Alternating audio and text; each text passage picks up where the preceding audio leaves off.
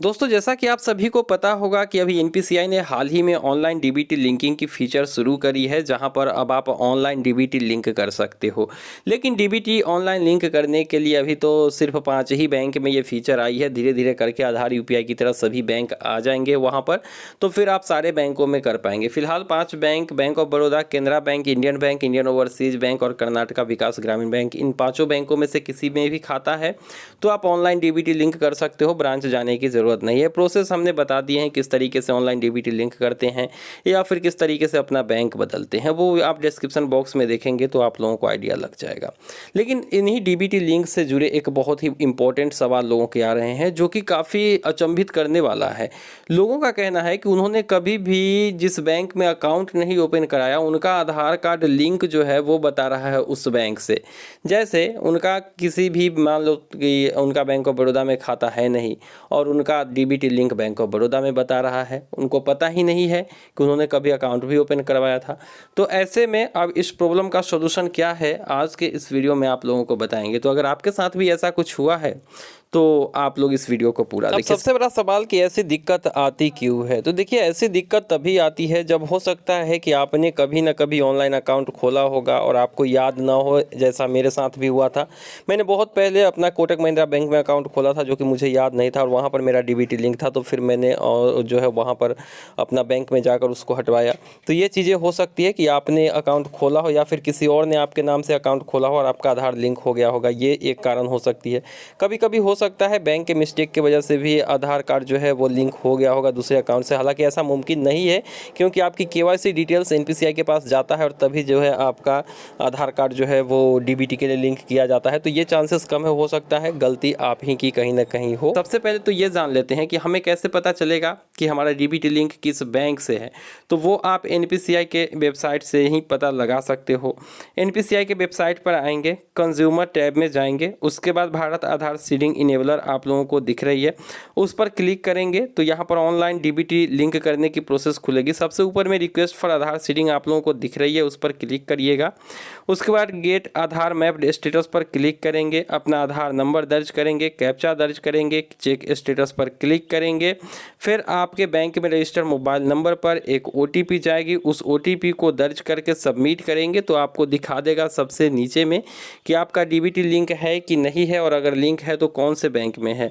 आप इसको यूआईडीएआई के वेबसाइट से भी पता लगा सकते हैं। यूआईडीएआई के वेबसाइट पर जाएंगे, वहां पर आप लॉगिन करेंगे, आधार नंबर कैप्चा दर्ज करके ओटीपी आपके नंबर पर आएगी, उस ओटीपी को देकर वेरीफाई कर लेंगे। फिर आप बैंक सीडिंग स्टेटस में जाएंगे और वहां पर क्लिक करते ही बता देगा कि आपका कौन से बैंक में डीबीटी लिंक है।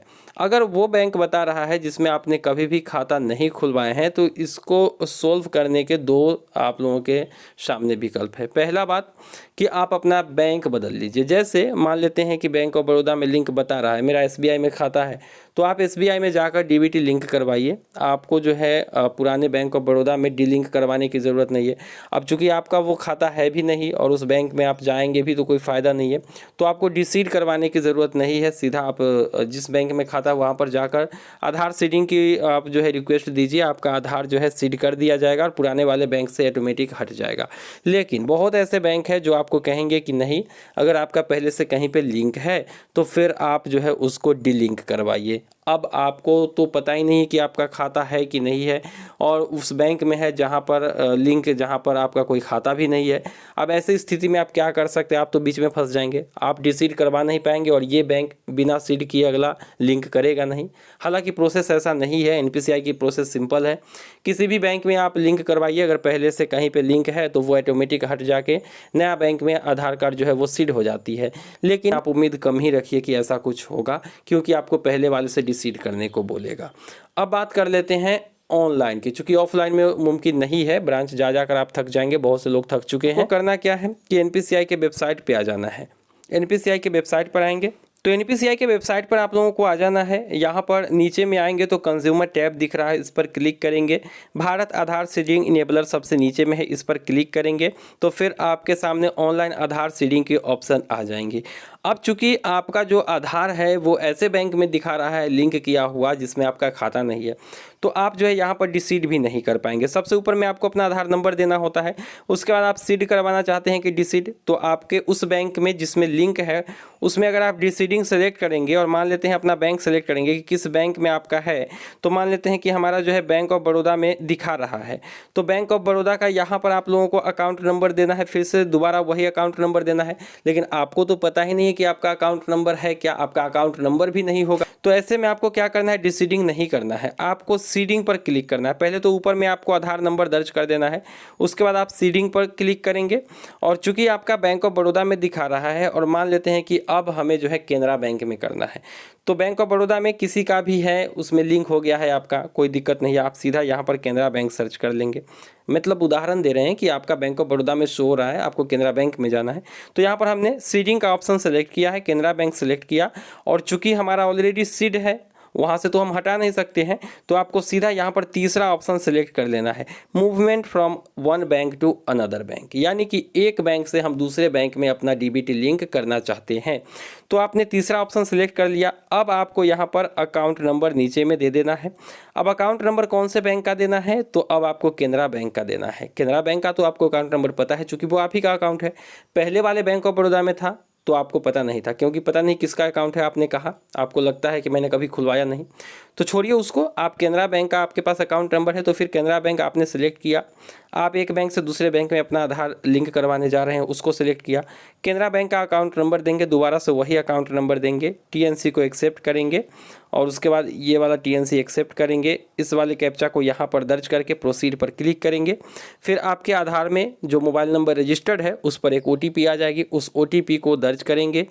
लेकिन उससे पहले आप लोगों को एक टीएनसी एक्सेप्ट करना होता है, तो आप ओटीपी दर्ज करके आप सबमिट करेंगे तो फिर आपकी ये रिक्वेस्ट ले ली जाएगी और आपको एक रेफरेंस नंबर मिल जाएगा। ठीक है, तो रेफरेंस नंबर जब मिल जाए तो फिर रेफरेंस नंबर को आप ट्रैक भी कर सकते हो। कैसे कर सकते हो, तो यहाँ पर सबसे ऊपर में रिक्वेस्ट फॉर आधार सीडिंग पर क्लिक करेंगे और आप जो है चेक योर सर्विस स्टेटस यहाँ पर क्लिक करेंगे।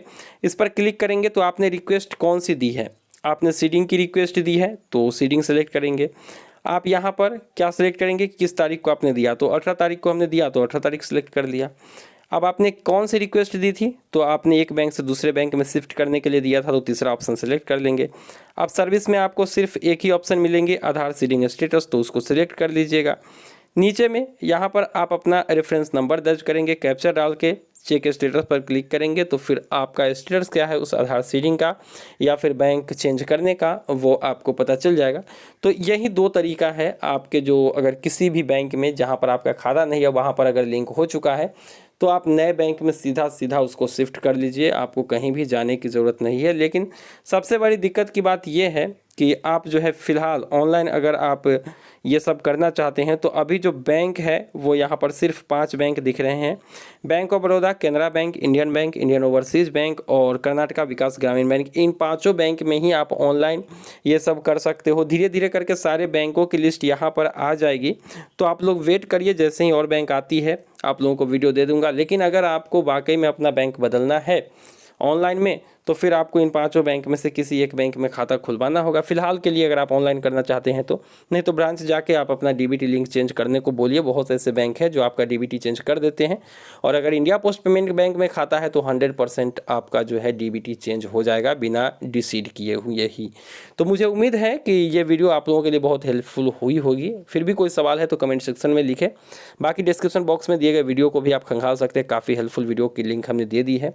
और लगे हाथ आप टेलीग्राम चैनल से जुड़ सकते हैं, डिस्क्रिप्शन बॉक्स में लिंक है। मिलते हैं किसी नई वीडियो में, दीजिए इजाज़त, थैंक यू।